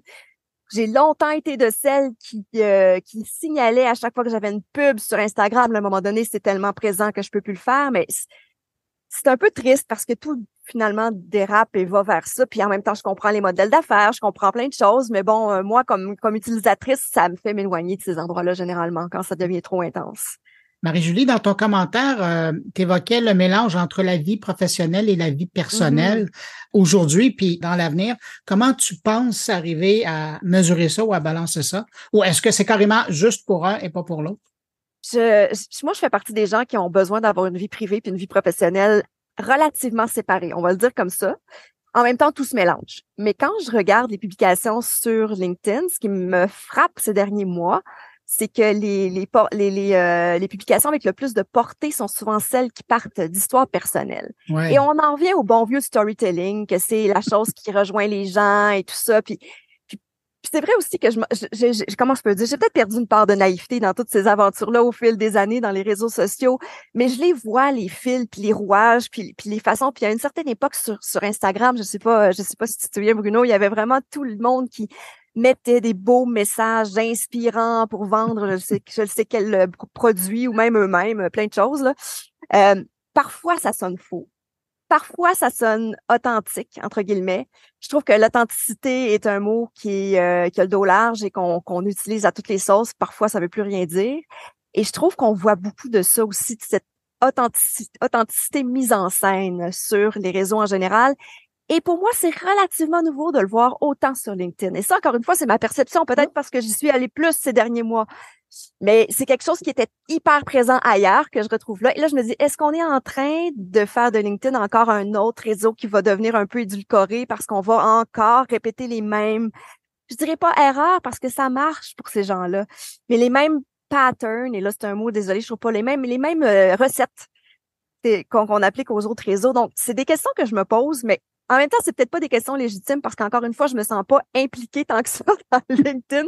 J'en suis pas une fervente utilisatrice comme je l'étais jadis de Twitter, que j'ai vu évoluer, déraper et déraper encore plus, là. Je sais même pas comment le dire tellement ça a pris des drôles de tangentes, mais j'arrive pas à le quitter pour autant, là, cela dit. Bref, les réseaux sociaux sont en évolution. C'est intéressant de voir comment les choses vont aller. Moi, qu'est-ce que je vais faire avec LinkedIn? J'ai pas l'impression que je vais me mettre à... En fait, je me suis même posé la question quand j'écrivais ma publication cette semaine. Est-ce que je suis pas en train, moi, de faire ce que je reproche à tout le monde de faire? C'est-à-dire aller d'une histoire personnelle. Est-ce que je cherche à attirer une certaine attention? Je me suis posé la question parce que justement, je les vois, les rouages. Puis en bout de ligne, j'ai dit là, mon questionnement il est légitime. J'ai le goût de la poser la question. Je le fais. Puis ça se peut que je ne republie pas avant 3 mois parce que ça m'arrive. Puis moi, oui, je partage mes articles parce que bon, oui, Meta a bloqué tout maintenant sur Facebook et sur Instagram. Oui, je vais partager. Je le faisais déjà parfois sur LinkedIn, partager des articles, des reportages sur lesquels je travaille, parce que je considère aussi que LinkedIn peut servir à ça, justement montrer les articles dont on est fier, parce que ça fait aussi partie de mon travail de pouvoir avoir des contrats grâce au travail que je fais. Donc, il faut que les gens sachent que ce travail-là existe. C'est toujours un peu ça, puis on veut pas gosser, mais en même temps, on veut rappeler aux gens que, ben oui, je suis là, je suis une pigiste, puis j'ai des choses à dire, puis engagez-moi si ça vous tente. C'est un peu ça aussi. Donc, je pense qu'en bout de ligne, j'en reviens toujours aux mêmes questions. Est-ce que c'est la bonne ou la mauvaise façon de faire? Je ne sais pas. Je verrai comment ça va se profiler, mais je trouve intéressant de voir l'évolution de LinkedIn. Je pense pas que c'est négatif, tout ça. Est-ce que c'est par dépit? Peut-être. Est-ce que ça va rester par dépit? Peut-être pas. On ne sait pas. Peut-être que ça va devenir vraiment cool pour vrai, tu sais. Mais je retiens quand même une phrase que tu as écrite dans ton billet quand tu dis, tu as souvent l'impression que chaque belle histoire sert à vendre quelque chose. Ben oui, oui. Mais je trouvais ça bien écrit parce qu'effectivement, ça résume un peu ce que tu dis. Mais en terminant, Marie-Julie, comment t'aimerais, on jase, là, on s'entend, comment t'aimerais voir évoluer LinkedIn pour qu'il corresponde davantage à tes besoins, aux besoins des pigistes? Parce que tu le disais, tu sens que ça commence à bouger, là, mais dans quel sens tu voudrais que ça aille? Ben moi, la structure, le format a jamais vraiment, comment dire, c'est sûr qu'une pigiste, je peux pas mettre mes expériences, ça serait sans fin, en fait, si je mettais chacune des expériences, parce qu'on est souvent sur de courts contrats. En même temps, moi, je fais des longues piges. Je collabore pendant plusieurs années, généralement aux mêmes médias. C'est vraiment quelque chose que j'aime beaucoup faire, développer des relations au-delà de professionnelles, humaines aussi, avec les gens avec qui je travaille. Pour moi, c'est super important. Puis, le format CV ne correspond pas à un pigiste en partant. Donc, c'est sûr que c'est pas nécessairement ce qui me permet de me vendre le mieux ou de tisser des liens professionnels le plus efficacement. Mais est-ce qu'une formule existe? Je pense pas vraiment, honnêtement. Je pense que, sérieusement, pour un pigiste, ça va toujours être l'éternelle question. Ben, les gens nous approchent quand ils ont l'impression que ce qu'on fait correspond à ce qu'ils recherchent ou vice-versa. Et nous, on fait des pitchs. Moi, je passe ma vie à faire des pitchs, même si ça fait presque 30 ans que je suis dans ce monde-là. Puis ça me convient parce que ça veut dire que je propose des sujets qui m'intéressent vraiment. Donc, est-ce que LinkedIn peut éventuellement s'adapter à ça ou c'est à nous de s'adapter à ça? Moi, je me dis que pour l'instant, ben, je fais ce que je fais avec ce qui est disponible. Puis, ben, j'essaie de faire de jouer avec la forme un peu pour que ça reflète ce que je fais en ce moment. Mais quelqu'un qui cherche nos historiques comme pigiste, là, c'est plus écrire une mini-biographie, je pense, qui est efficace que de dresser la liste comme ça. Je sais pas. Marie-Julie Gagnon, journaliste et chroniqueuse Voyage, avec qui je discutais de sa réflexion qu'elle a publiée sur son expérience avec LinkedIn. Si ça vous intéresse de lire son texte original, ça vaut vraiment la peine. Ça a été publié cette semaine sur LinkedIn. Vous trouverez un lien vers le texte de Marie-Julie sur la page de l'épisode de Mon Carnet. Marie-Julie, merci beaucoup d'avoir pris du temps pour répondre à mes questions. Merci Bruno, toujours intéressant de jaser avec toi.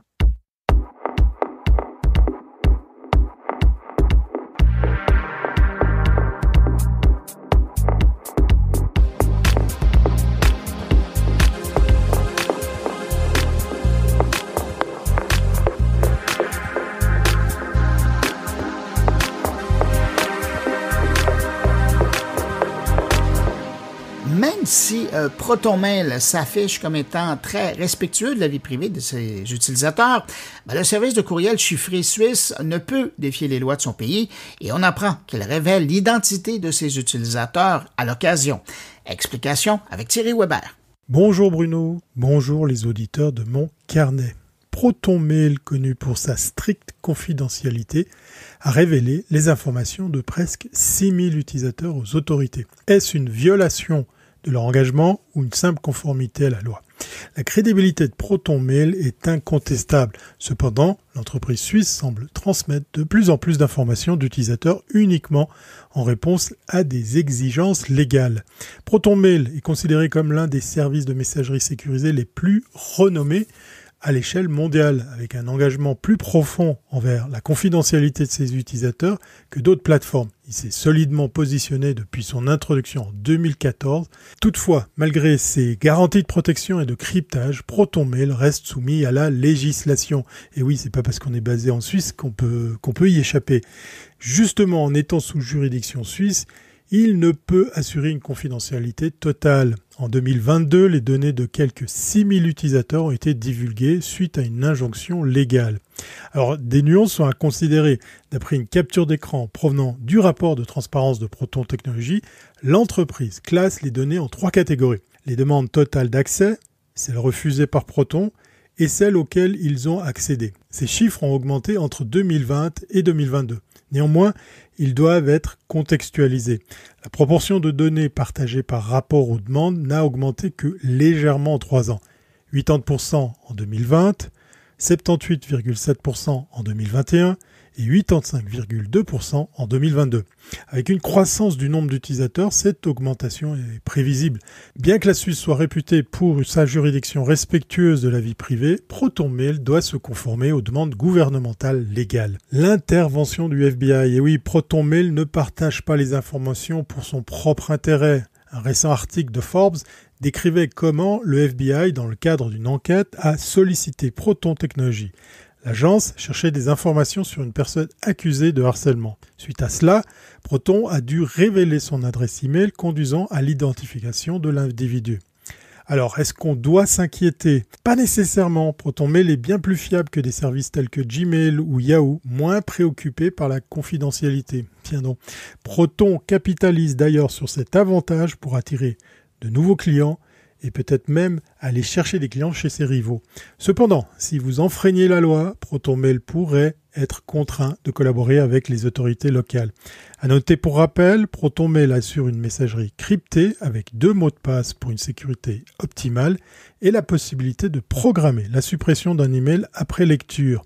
Certes, son niveau de sécurité comporte des limites comme l'incapacité d'utiliser des clients email externes. Oubliez l'idée d'installer les références de votre compte email sur votre ordinateur ou même la récupération d'emails via POP. Ouf, on peut donc respirer avec la neutralité suisse qui nous caractérise ici en Helvétie et la sécurité qui va avec. Il faut juste pas oublier de se servir d'outils informatiques qui ne nous permettent pas d'aller au-dessus des lois, même via un simple courriel. Allez, faites très attention à vos emails, portez-vous bien et à très bientôt si c'est pas avant.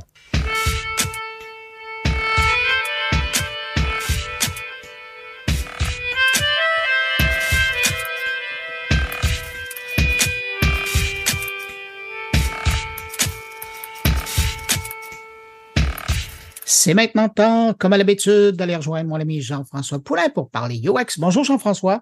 Bonjour Bruno. Jean-François, cette semaine, on va parler d'éco-responsabilité numérique.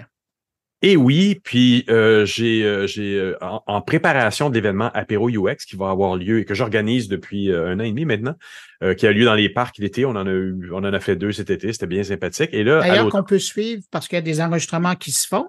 À part de cette discussion-là, et on peut suivre ça par la suite sur les différentes plateformes où ton podcast est disponible. Ben oui, tu sais, j'ai voulu donner une petite touche podcast à cet événement-là. Évidemment, on se rencontre en personne, c'est un panel, il y a 3 ou 4 personnes, mais suite, tu sais, où j'ai organisé aussi tout mon UX pendant plusieurs années, mais ça, c'était vraiment événement, pas nécessairement enregistré parce que, bon, la technologie était pas encore tout à fait là.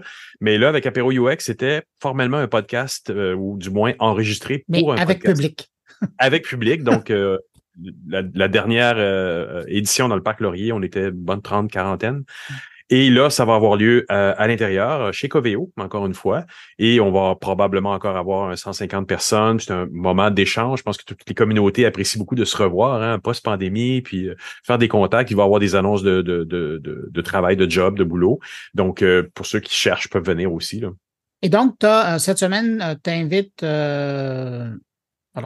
Et donc, cette semaine, tu nous présentes, tu as une discussion avec un des conférenciers qui va être présent lors de l'événement. Exactement. Un des panélistes, donc Martin Deron, qui va être là avec moi, qui est le responsable du défi numérique pour les chemins de transition, qui est une initiative de l'Université de Montréal, financée aussi par Espace pour la vie, donc Ville de Montréal indirectement, et qui font des guides pour gérer un peu comment on peut économiser de l'énergie, comment on peut être un peu plus éco-responsable dans notre monde. Et il y a un gros volet numérique là-dedans. Et c'est pour ça qu'on l'invite, parce que c'est l'événement Apéro UX, c'est le même thème, donc c'est sobriété numérique et éco-conception.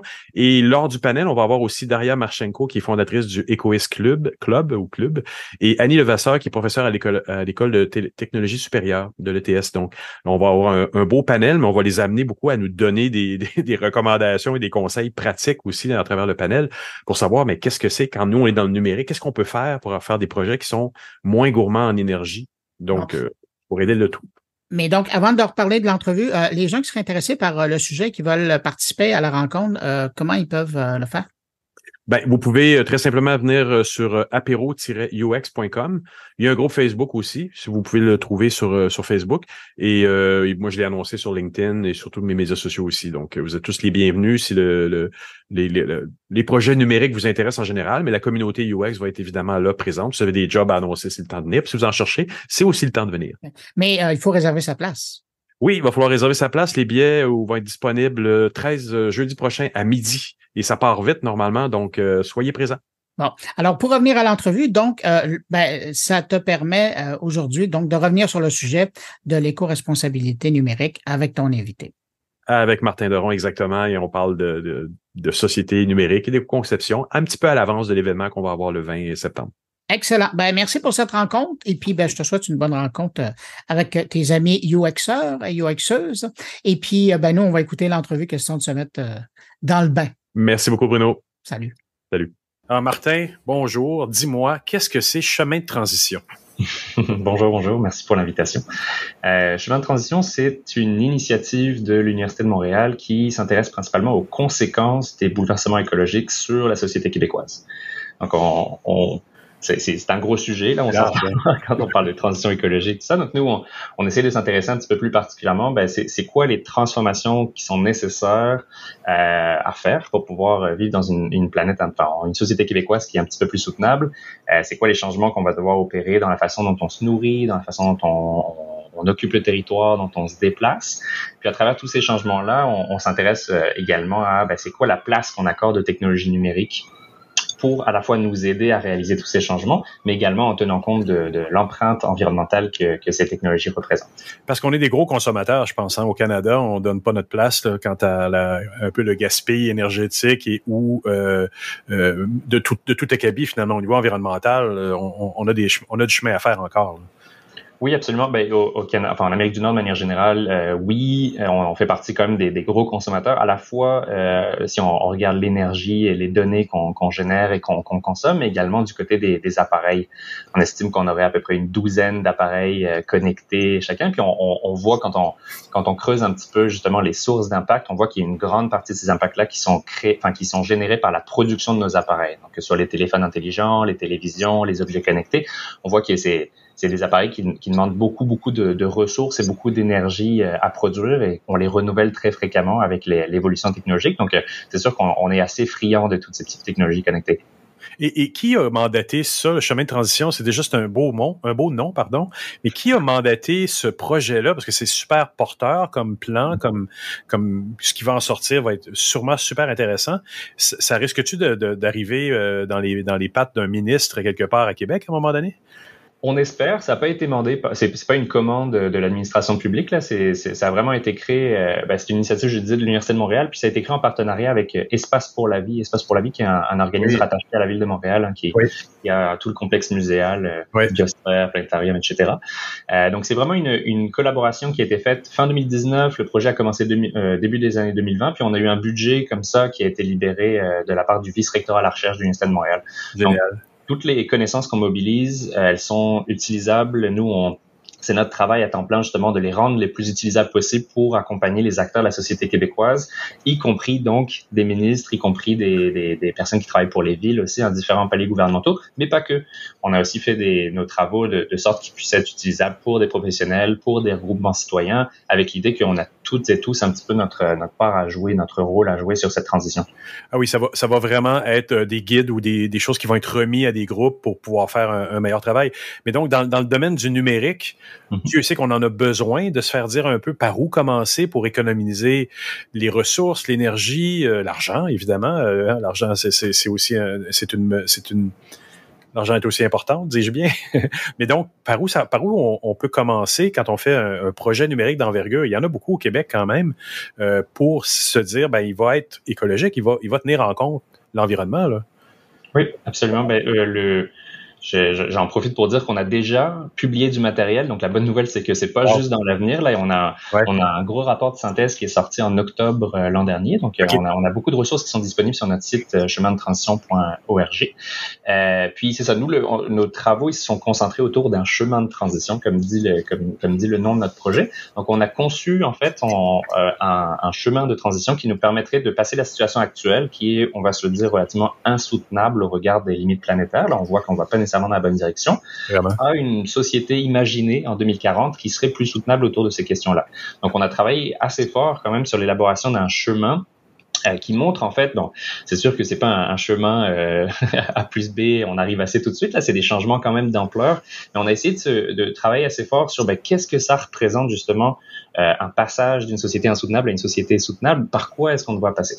Donc on a identifié 33 grandes étapes qui sont 33 basculements, 33 grands changements on pourrait dire dans une grande diversité de thématiques. Là, on parle autant des modèles d'affaires derrière l'industrie numérique que de la manière dont on conçoit nos programmes avec on parle des fois d'obésiciel, une obésité logicielle de plus en plus.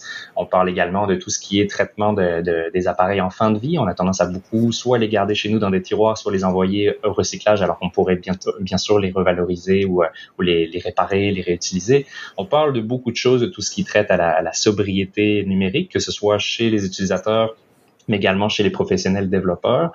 On parle des communs numériques, bien sûr. On parle de beaucoup de choses, justement, comme ça, qui tout ensemble, quand on voit, en fait, tous ces changements ensemble, on se dit que, c'est ça que ça prendrait pour aller vers une société plus soutenable. Donc, il y a déjà beaucoup de choses qui ont été développées et qui sont disponibles sur notre site Internet gratuitement. Là, on a également fait des fiches de synthèse assez pas exhaustive, mais relativement conséquente pour chacun de ces changements-là, pour se dire, moi, par exemple, je travaille en UX, il y a telle ou telle étape qui me concerne un peu plus, je vais cliquer dessus, puis là, il y a une fiche synthèse qui dit, OK, voici des pistes de solutions qui pourraient nous permettre d'atteindre ce changement-là. Il y a de la littérature qui est, si imaginons que ce soit fait ailleurs, on a des exemples inspirants. Puis, pour certains, on s'entend que c'est des gros changements, donc on se dit, c'est quoi les obstacles qui ont été identifiés?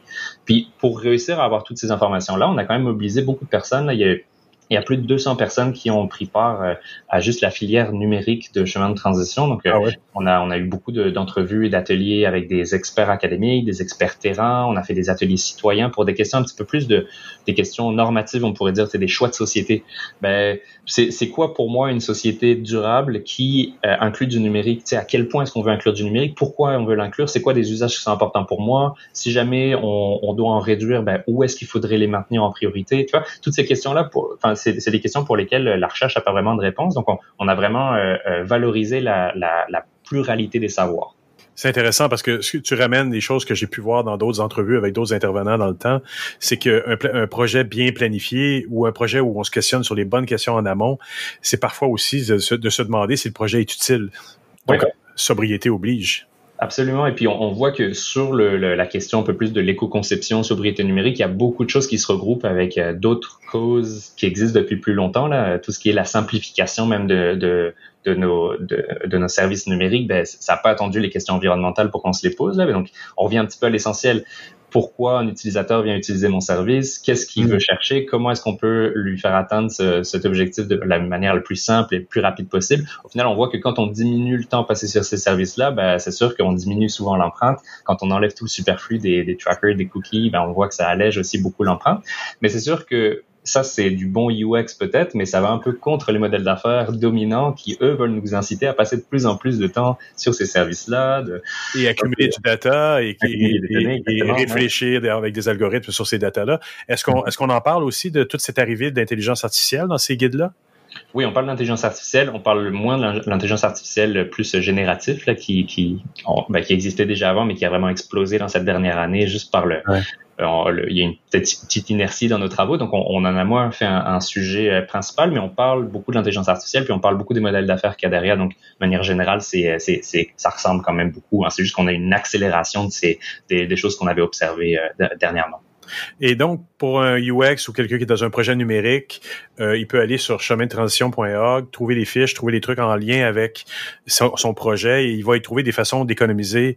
Il peut rentrer ça dans son processus. Par exemple, moi, j'imagine très bien les chargés de projet passer par votre site pour trouver justement des façons de faire qui diffèrent un peu des façons classiques, là.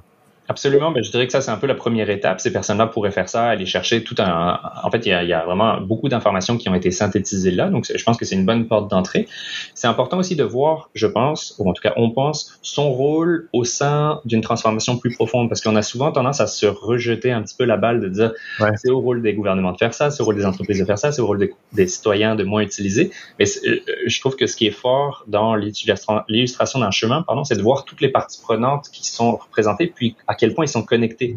Donc, de se dire, OK, moi, si mon travail, ça ressemble à ça, et en intégrant des pratiques plus soutenables, ça permet de faciliter un changement dans une autre thématique aussi pour d'autres personnes. Donc, ça aide à mettre un petit peu ces personnes-là en lien. Puis, nous, maintenant, ce que j'ai pas précisé, là, mais depuis qu'on a fait cette synthèse des connaissances, on est dans un mandat de transfert. Donc, moi, je vais venir parler à l'apéro UX bientôt, mais je me rends disponible pour un certain nombre d'initiatives comme ça, m'assurer que cette information peut être diffusée au plus grand nombre. Donc, ça me fait plaisir d'être en communication avec des personnes qui s'interrogent justement sur ces pratiques-là. Ça me fait plaisir de soit les informer, soit les aiguiller vers d'autres professionnels qui seraient mieux informés que moi. Oui, c'est ça, j'allais te poser comme question. Il y a donc des professionnels à Montréal ou au Québec qui sont spécialisés dans l'économie des moyens ou de l'économie dans les projets numériques. Il y a des gens qui font spécifiquement ça au Québec? On commence à voir que c'est un marché qui essaye de commencer. C'est encore un marché assez niché. On a une certaine impulsion de la France à peu près 2-3 années parce qu'il y a beaucoup de choses qui se font là-bas, autant du côté de palier gouvernemental que du point de vue des entreprises. Là, il y a beaucoup d'efforts de quantification de l'empreinte numérique responsable et tout. On commence des formations également, oui. Des formations également, oui. Il y a des MOOC en ligne, tout ça. Donc, on commence à voir cette impulsion en France. Ça commence, c'est un petit peu timide au Québec, mais on commence à avoir des professionnels qui développent des services là-dessus, surtout du côté de l'éco-conception. Je dirais, Donc, Martin, merci beaucoup. On va se retrouver donc à Apéro UX dans 2 semaines, le 20 septembre, chez Coveo. Donc, ça va être un plaisir de t'y rencontrer en personne. Je te remercie encore de m'avoir donné un petit peu de temps aujourd'hui pour qu'on en parle un peu et qu'on annonce l'Apéro UX en même temps. Donc, on se retrouve là-bas. À bientôt. Merci beaucoup. Merci à nouveau. Merci à toi, Martin. Eh bien voilà, c'est ainsi que se termine cette édition de Mon Carnet. Merci à mes invités, merci à Thierry Weber et Jean-François Poulain d'avoir été présents cette semaine. Et puis, merci à vous qui êtes là encore présentement, qui avez écouté cette émission jusqu'à la toute fin. Je vous donne rendez-vous vendredi prochain pour une nouvelle édition de Mon Carnet. Entre-temps, passez une excellente semaine et surtout, portez-vous bien.